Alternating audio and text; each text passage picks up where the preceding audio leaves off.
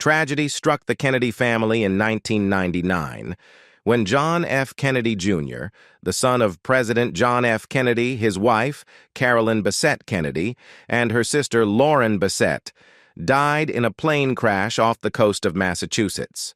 Coming from one of the wealthiest and most well-known families in America, Kennedy left behind a substantial fortune. His wealth, which consisted of various assets and investments, has been a subject of interest for many. Let's delve into the financial status of John F. Kennedy, Jr.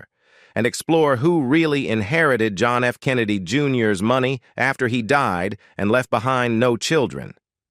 On July 16, 1999, the life of John F. Kennedy, Jr., the sole surviving son of John F. Kennedy and Jacqueline Bouvier Kennedy, came to a tragic end in a plane crash off the Massachusetts coast. Accompanying him on that ill-fated flight were his wife, Carolyn Bessette-Kennedy, and her sister, Lauren Bessette. Their intended destination was a wedding on Martha's Vineyard.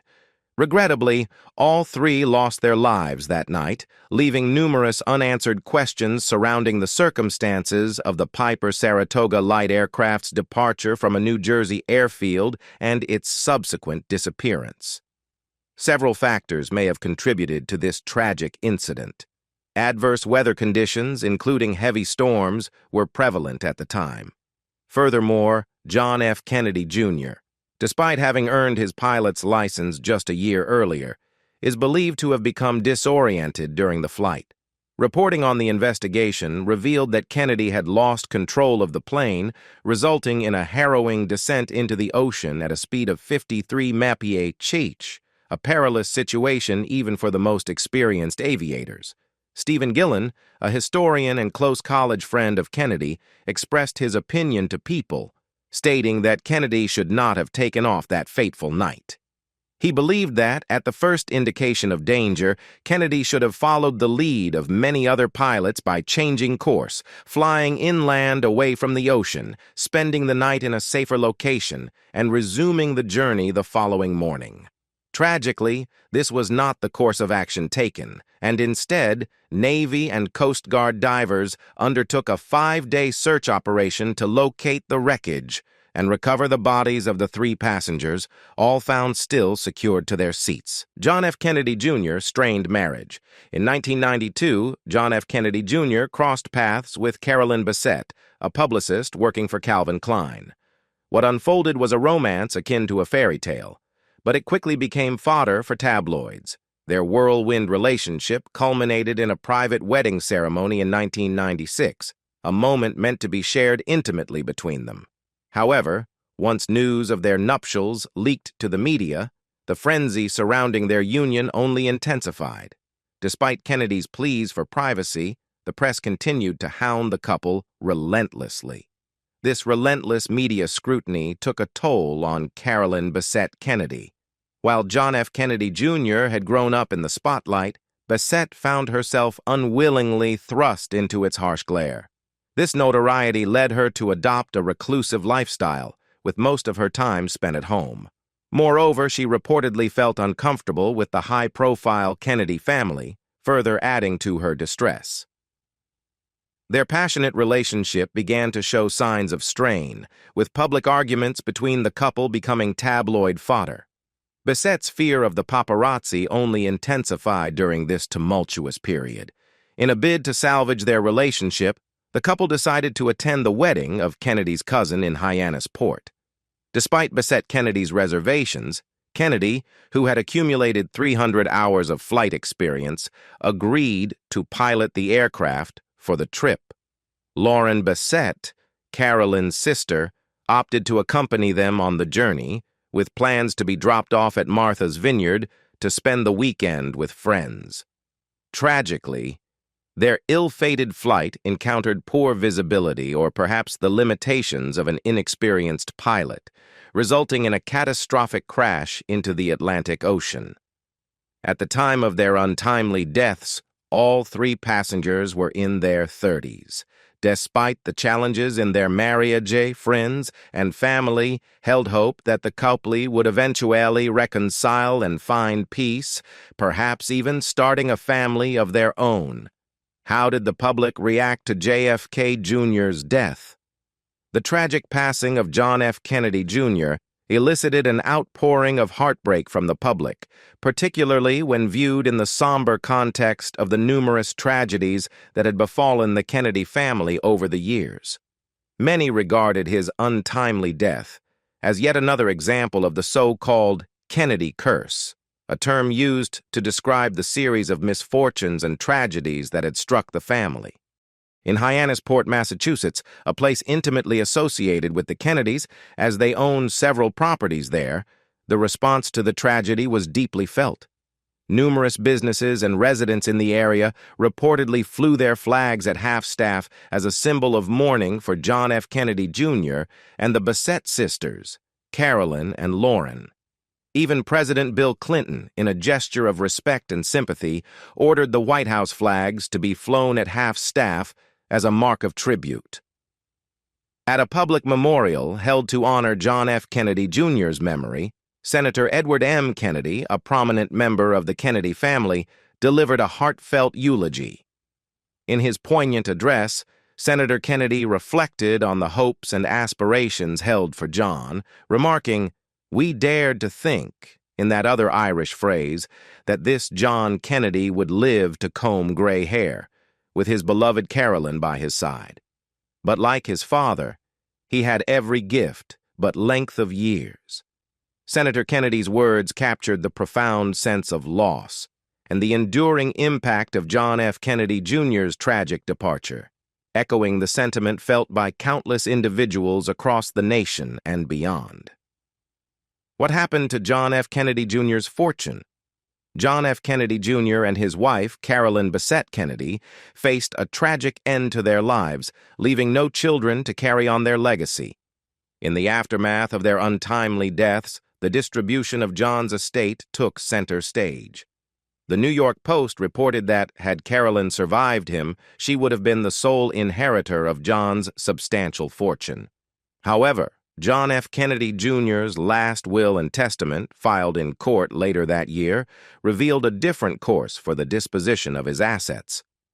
According to the Associated Press, the lion's share of his possessions found their way into the hands of his sister, Caroline Kennedy Schlossberg, and her 3 children. The will, while generous, did not explicitly detail the monetary value of the bequest. Nonetheless, most estimates suggested that the total worth of the inheritance ranged from $30 million to $100 million. Reflecting on his legacy, his former assistant revealed to People magazine that John F. Kennedy Jr. had a strong desire not to be forgotten.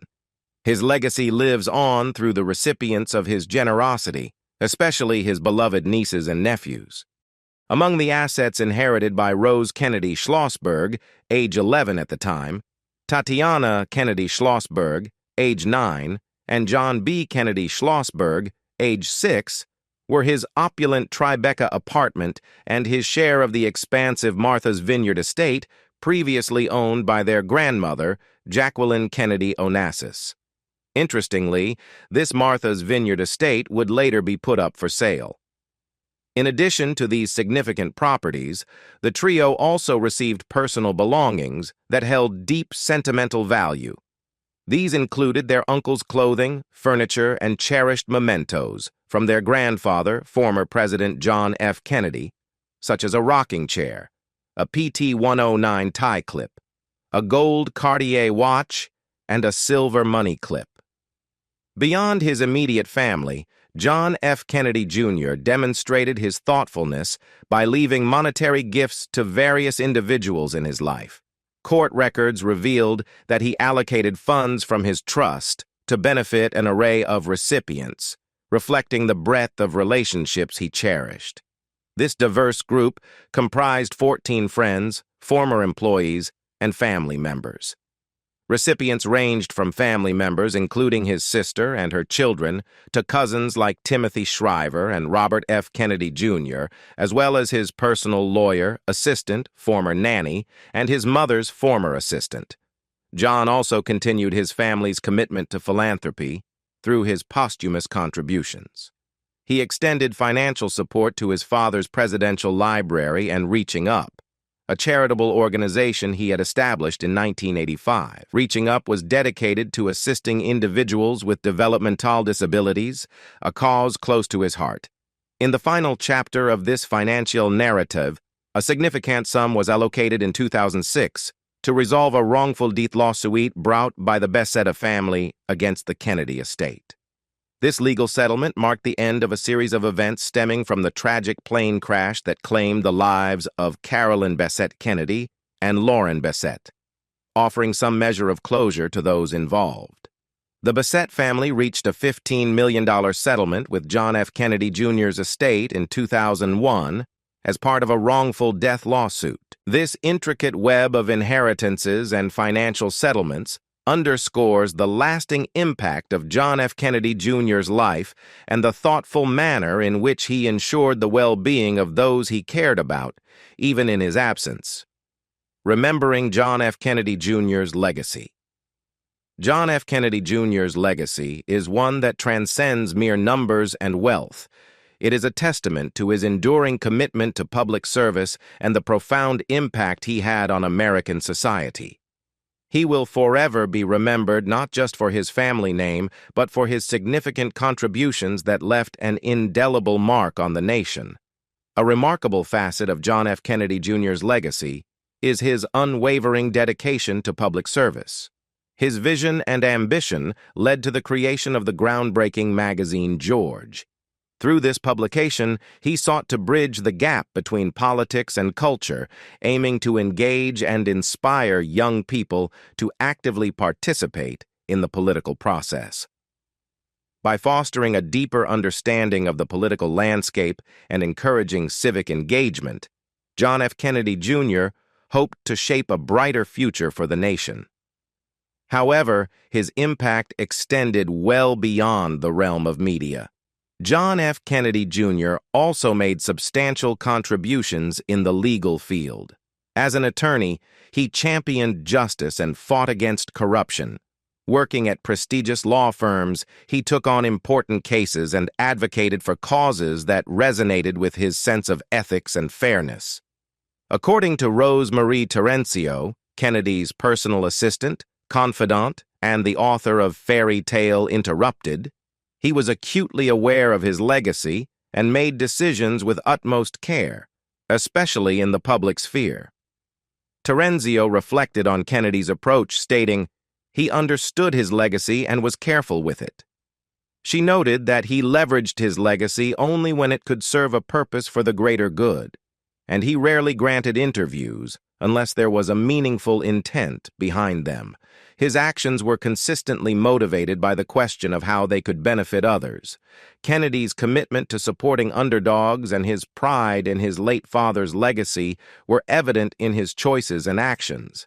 He upheld a sense of responsibility to carry on his family's tradition of service and leadership. Yet it wasn't merely his professional achievements that defined John F. Kennedy Jr.'s influence. His charisma and charm captured the attention of the nation, making him a charismatic figure who could inspire and connect with people from all walks of life. His tragic death in 1999 left an undeniable void, one that continues to be felt today. The legacy of his family name, combined with his commitment to public service, serves as an enduring source of inspiration for countless individuals. At John F. Kennedy Jr.'s funeral, his uncle, Senator Edward M. Kennedy, emphasized that he had only just begun his life and held the promise of great achievements before his untimely passing. Some of those potential accomplishments, as noted by historian Stephen Gillen, might have included political ambitions that transcended traditional partisan divisions.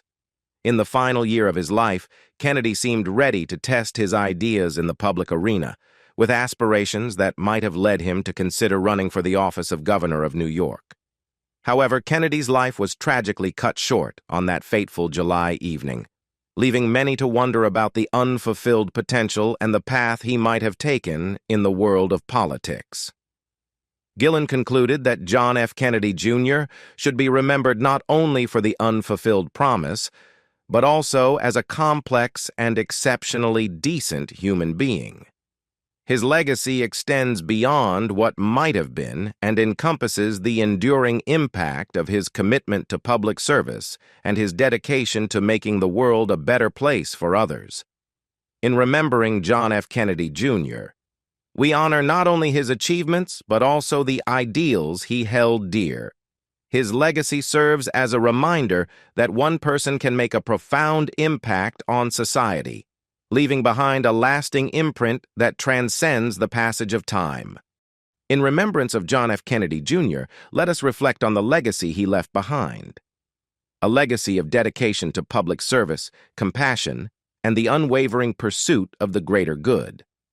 His commitment to making meaningful contributions to society serves as an enduring inspiration. Now, we invite you to share your thoughts on John F. Kennedy Jr.'s legacy and the impact of his life's work. How do you believe he would have continued to shape the world had he lived longer? Feel free to share your thoughts in the comments below. If you found this information valuable, don't forget to like and subscribe for more insightful content. Thank you for joining us. I'll see you in the next video. Bye-bye.